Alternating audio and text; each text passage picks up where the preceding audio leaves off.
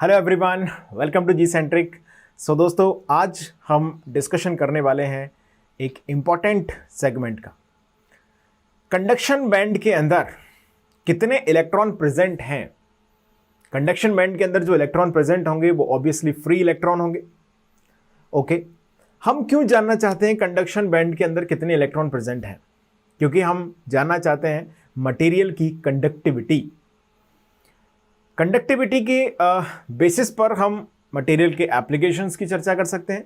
यानी कि किसी भी सेमीकंडक्टर में अगर उसकी कंडक्टिविटी को समझना है तो हमें ये जानना पड़ेगा कि उसके कंडक्शन बैंड में कितने इलेक्ट्रॉन प्रेजेंट हैं। अच्छा, और आप एक चीज़ और जानते हैं कि सेमीकंडक्टर के अंदर होल भी करंट कंडक्शन में पार्टिसिपेट करते हैं। थोड़ा बहुत हमने चर्चा की है इस बारे में।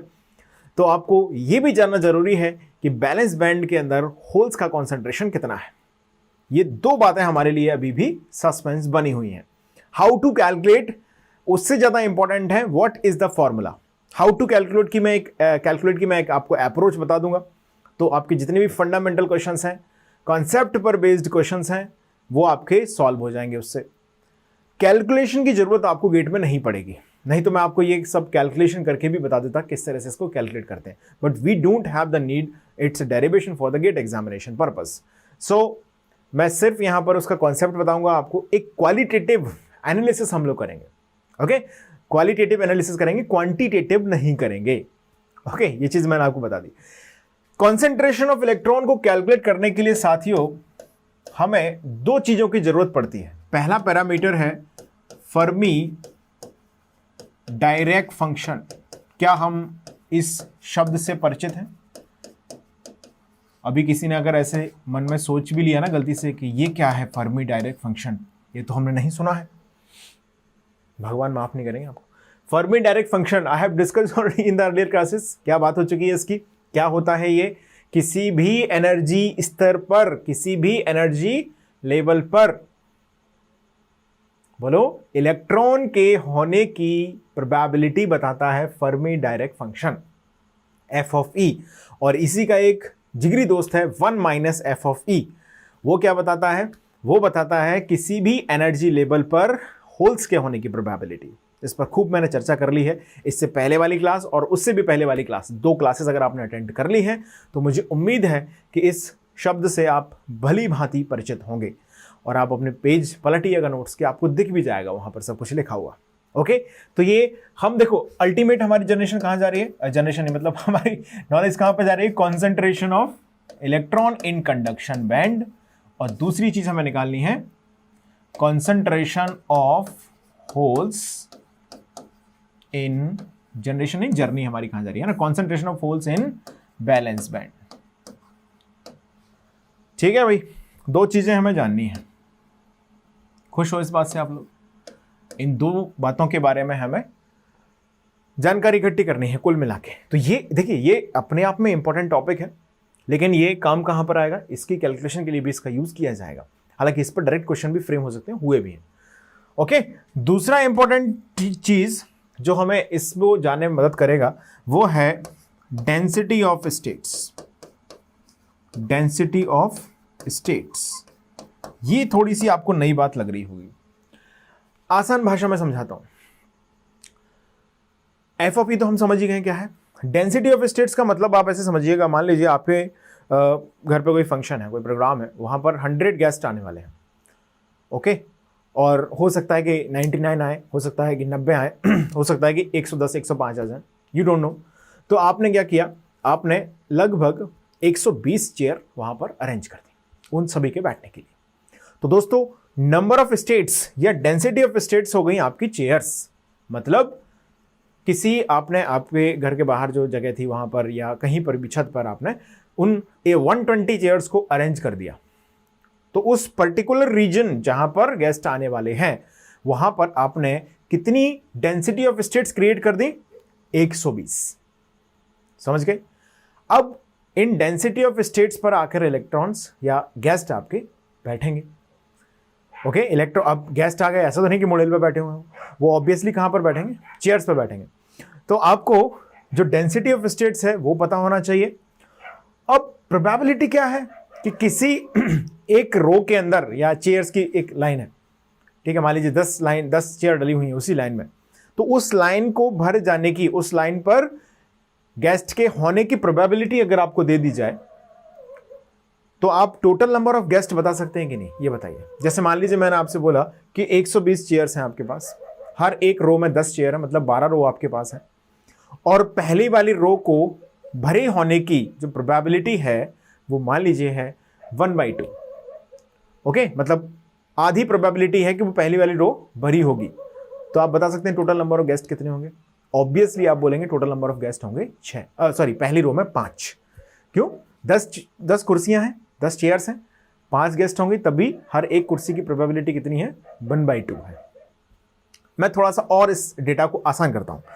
आपको बस 2 चीज समझनी है, इन 2 चीजों को मुझे समझाना है पहले आपको, ठीक है। इतना समझाने के बाद हम एंट्री करेंगे इस मेन सेगमेंट में, concentration of electrons in conduction band में। समझिएगा जरा, ध्यान दीजिए। मान लीजिए अब थोड़ा सा और कम चेयर से शुरुआत करते हैं। जैसे मैंने कंसीडर किया दोस्तों 2 कुर्सियां हैं, ठीक है भाई, 2 ही कुर्सियां ले लेते हैं।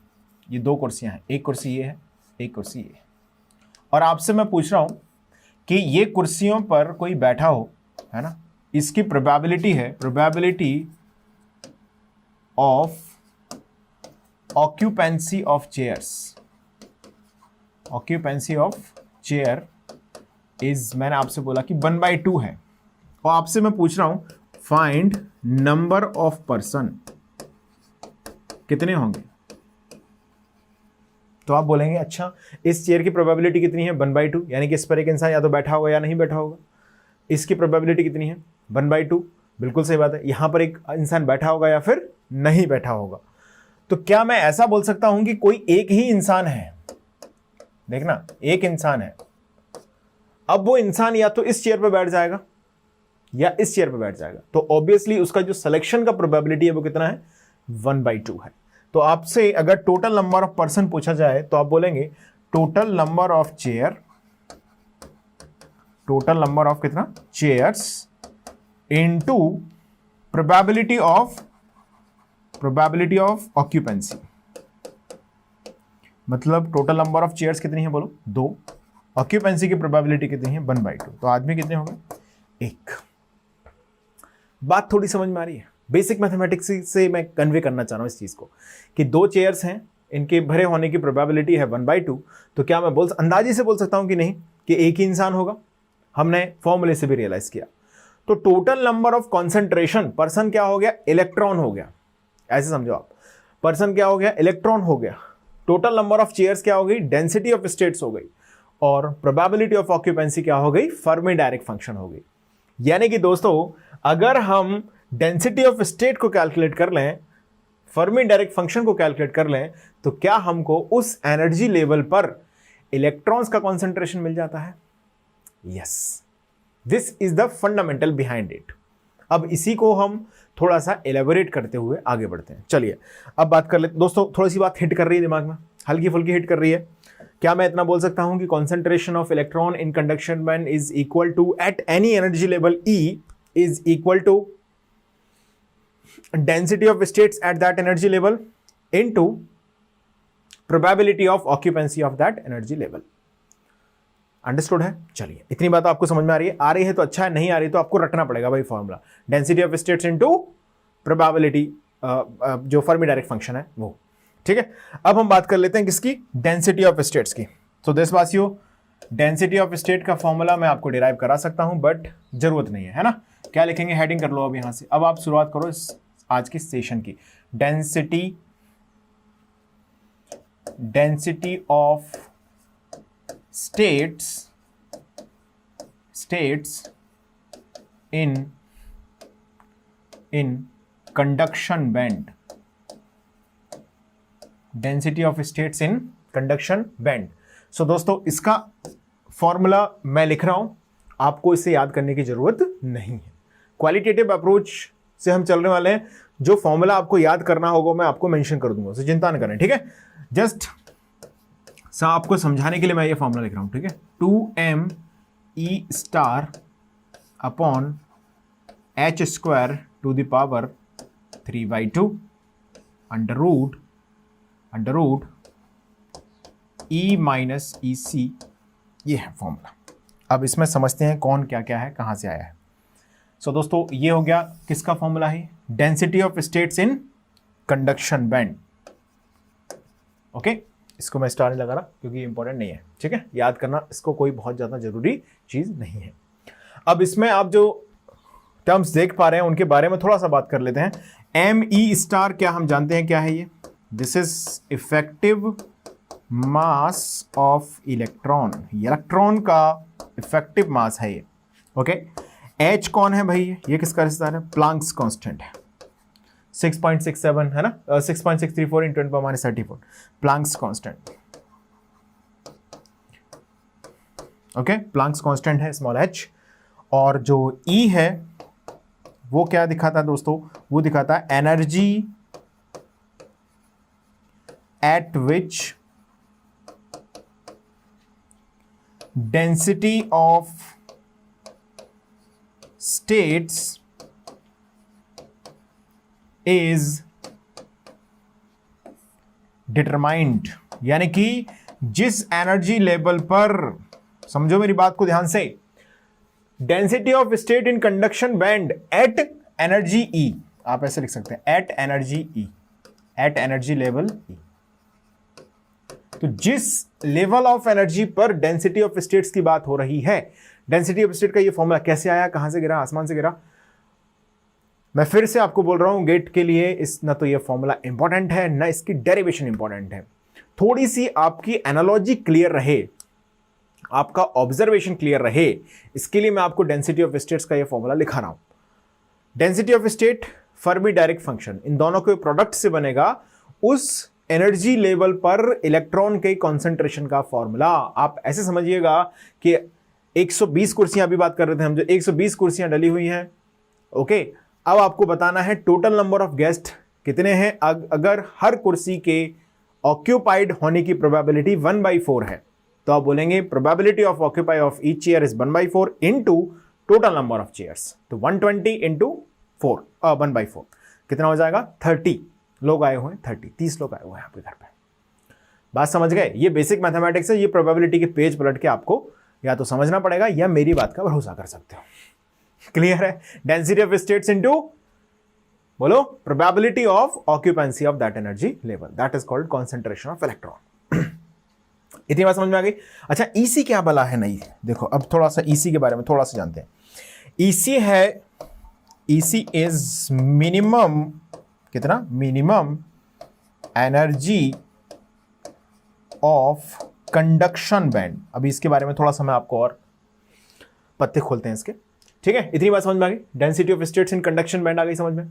चलिए इसको लिख लो, ठीक है, एक फॉर्मल राइटिंग तो कर ही लो इसकी। ओके है, आगे बढ़ सकता हूं। चलिए, ये हो गया density of states in conduction band. अब जरा समझो ध्यान से, हमने मान लीजिए अब जहां पर थोड़ा सा ना डब्बे बनाते हैं कंडक्शन बैंड बैलेंस बैंड के, थोड़ा सा मजा आएगा। देखिए सी गाइस, थोड़ा सा फोकस रहिएगा, समझिएगा ध्यान से। ये है आपका कंडक्शन बैंड, कंडक्शन बैंड। आप जानते हैं यहां पर कौन आता है, कौन लोग आते हैं यहां पर, फ्री इलेक्ट्रॉन्स। कंडक्शन बैंड में कौन प्रेजेंट होता है गाइस, फ्री इलेक्ट्रॉन प्रेजेंट होते हैं। तो इस कंडक्शन बैंड के अंदर जो टोटल एनर्जी है, मतलब जैसे ये इसके नीचे बैलेंस बैंड है, आप जानते ही हैं ये बात, ठीक है ना। इसके नीचे क्या है, बैलेंस बैंड, और इन सब के नीचे क्या है, इनर बैंड्स हैं। जो अनऑक्यूपाइड्स हैं वो क्या है, सब इनर बैंड्स हैं। थोड़ा सा और सभ्यता से लिख देते हैं, ठीक है, ऐसा गाइस। तो ये है आपका वैलेंस बैंड, वैलेंस बैंड। इन दोनों के बीच में जो दूरियां हैं वो एनर्जी गैप है, फॉरबिडन एनर्जी गैप। काफ़ी दिनों से इसके बारे में हम चर्चा करते जा रहे हैं। ओके, अब यहां पर ये जो टर्म मैंने यूज किया अभी EC, this is exactly this energy level EC। EC क्या है गाइस, EC है minimum energy level of conduction band, that is EC। यानी कि आप ऐसे समझिएगा कि कोई भी इलेक्ट्रॉन जो बैलेंस बैंड में है, जो बैलेंस बैंड में है, अगर हम उसको उतनी ही एनर्जी दें जितना एनर्जी गैप है, तो बिल्कुल वो EC एनर्जी लेवल तक पहुंचेगा। थोड़ी सी ज्यादा एनर्जी दें तो थोड़ा सा और ऊपर पहुंच जाएगा। अंडरस्टूड है, ये है, इसका मतलब ये हो गया। इतनी बात क्लियर है सभी को गाइज? चलिए अब थोड़ा बात करते हैं फाइनल फॉर्मूले की। क्या है formula? Concentration of free electron, अभी बैलेंस बैंड पे मैं आऊंगा, don't worry. Free electron in conduction band, इसको कैसे लिखेंगे आप? इसको लिखेंगे, अब मान लीजिए मैं आपसे बोलूं कॉन्सेंट्रेशन ऑफ फ्री इलेक्ट्रॉन, तो मैंने बोल दिया, बहुत बढ़िया किया। आपको मैं थोड़ा सा और कुछ एड ऑन करके बोलूं, समझना। Concentration of free electron in conduction band at energy level E, at energy level E, क्या लिखेंगे बोलिए? आप लिखेंगे डेंसिटी ऑफ स्टेट,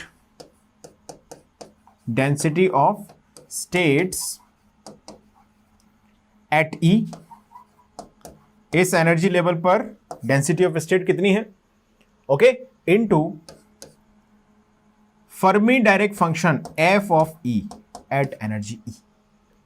क्या इतना फॉर्मूला आपको डाइजेस्ट हो रहा है या नहीं? दोस्तों ये बात आपको समझ में आनी चाहिए, नहीं समझ में आ रही है तो इसको आप थोड़ा सा फिरकी घुमाएं और दिमाग में रखें। देखिए मेरे को आपको थोड़ा सा ना कॉन्सेप्ट भी रियलाइज कराना है, डेरिवेशन को हम अवॉइड कर ही रहे हैं, कोई जरूरत है नहीं डेरिवेशन की, पहली चीज। दूसरी चीज, सिर्फ आपको फंडामेंटल क्लियर होना चाहिए। गेट में मान लीजिए ट्विस्ट करके क्वेश्चन पूछ लिया गया तो आप वहां पर घूमे नहीं, इसके लिए, ठीक है? इतनी बात समझ में आ गई? अब आपको फाइनल फॉर्मूला कैसे लिखा जाएगा? अब मुझे फाइंड करना है total concentration of electron in the conduction band. अभी मैंने क्या बोला आपसे? एनर्जी लेवल ई पर ये कंडक्शन बैंड है, मान लीजिए दोस्तों वो एनर्जी लेवल है ई यहां पर, तो इस एनर्जी लेवल पर कितने इलेक्ट्रॉन बैठे हुए हैं मुझे सिर्फ ये मिलेगा इस प्रोडक्ट से। क्या ये बात समझ पा रहे हैं आप? मान लीजिए ये एनर्जी लेवल है ई, इस एनर्जी लेवल पर अगर हम ये फॉर्मूला लगाएंगे तो हमको डेंसिटी ऑफ स्टेट्स एट ई बताना पड़ेगा, इनटू एफ ऑफ ई अगर आप करते हैं तो इस एनर्जी लेवल पर जितने कॉन्सेंट्रेशन है इलेक्ट्रॉन का, जितनी संख्या है वो हमको मिल जाती है। करेक्ट है? पहली रो में कितनी ऑक्यूपाई होने की प्रोबेबिलिटी है चेयर्स की, multiplied by the probability of occupancy of that row, उससे मिलेंगे टोटल कितने लोग खड़े हुए हैं उस रो में बैठने के लिए। बात समझ गए? वही है यहां पर। अब हमको निकालना है total concentration of electron in conduction band. क्या लिखेंगे?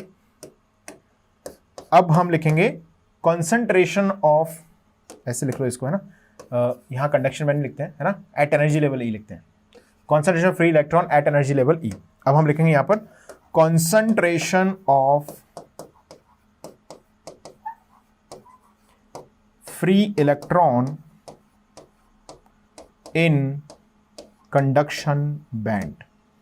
इसको डिनोट करते हैं दोस्तों स्मॉल एन नॉट से, okay? N is for negative, electron is a negative particle, n naught लिखने का तरीका है, n naught is equal to n c, capital N C, अभी बताता हूं क्या है कहां पर, exponential of E F minus E C divided by K T.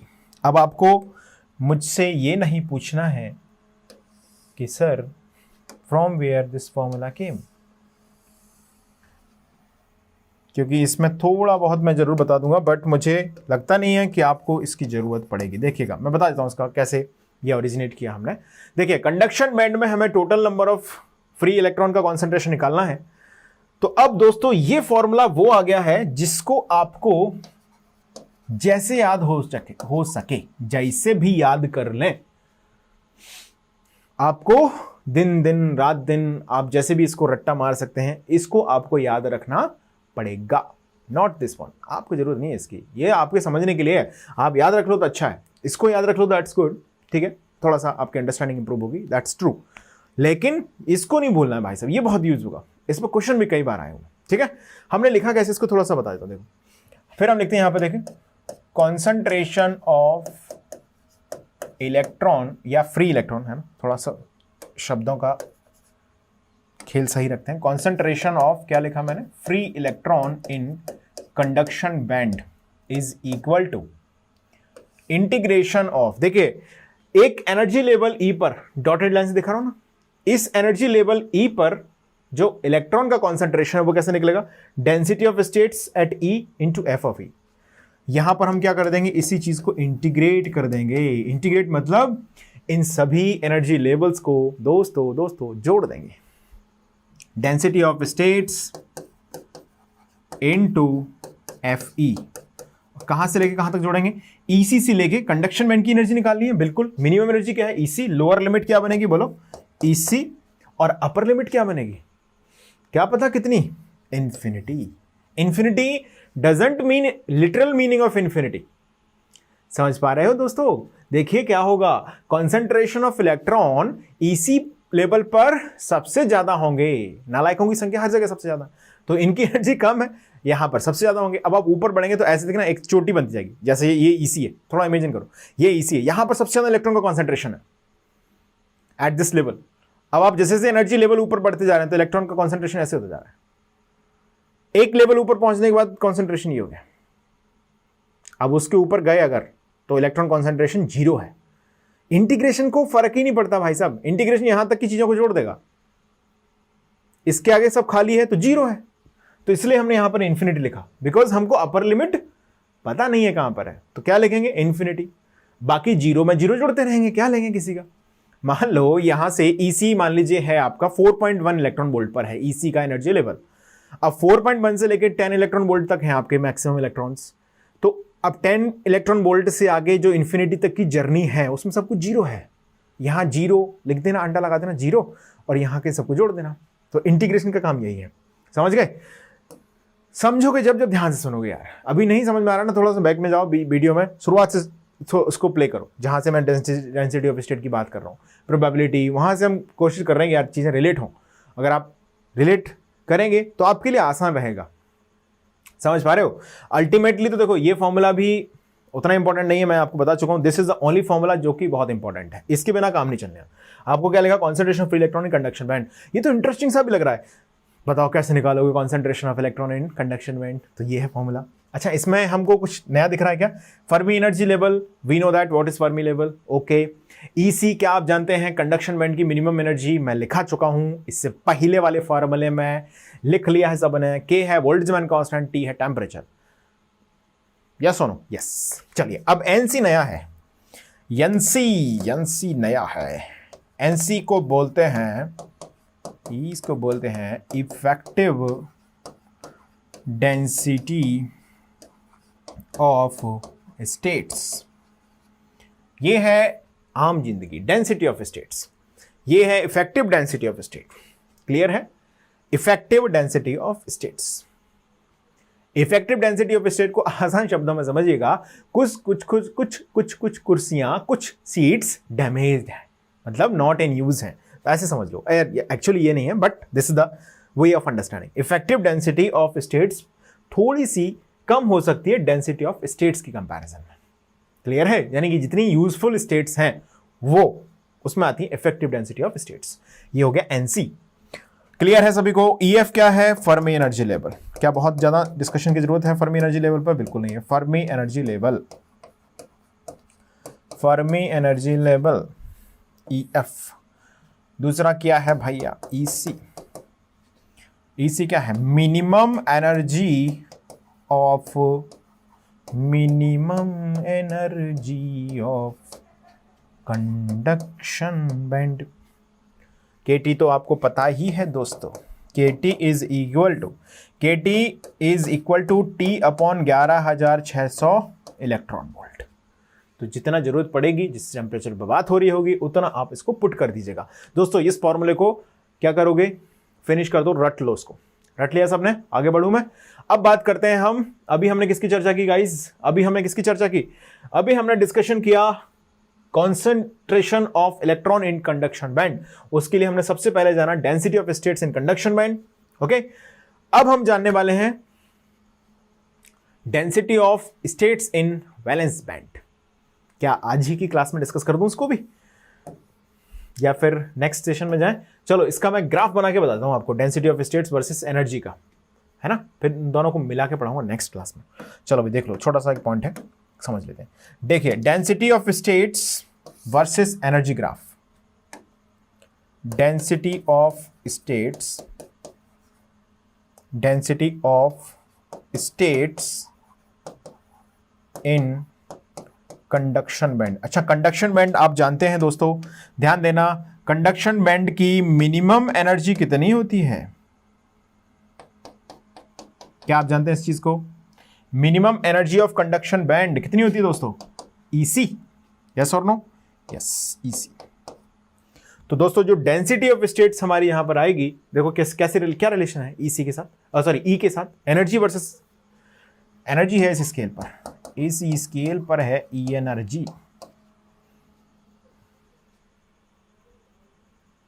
कुछ गड़बड़ कर दी क्या मैंने? Density of states, energy, why energy on this scale? I am sorry, let me correct myself, energy must be on this scale, okay, density of states with respect to energy, okay। तो यहां से है हमारा energy का graph, clear है? Energy, तो conduction band की energy है, तो basically guys density of states यहां पर जाती है ऐसे, इस तरीके से, थोड़ा सा और सभ्यता से ग्राफ बना है, √E-EC। बात समझ में आ गई सभी को? चलिए, तो अब हम बैलेंस बैंड में जब डिस्कस करेंगे तो इन दोनों ग्राफ्स को कंबाइंड पढ़ेंगे, बैलेंस बैंड में भी और कंडक्शन बैंड भी। चलिए दोस्तों, आज की क्लास को यहीं पर हम कंप्लीट करते हैं, मिलते हैं अगले सेशन में। यहां पर अभी टॉपिक कंप्लीट नहीं हुआ है दोस्तों, अभी हम बात करने वाले हैं density of states in balance band, फिर निकालेंगे concentration of holes in the balance band. Okay, so that's all for the today session. Thank you so much.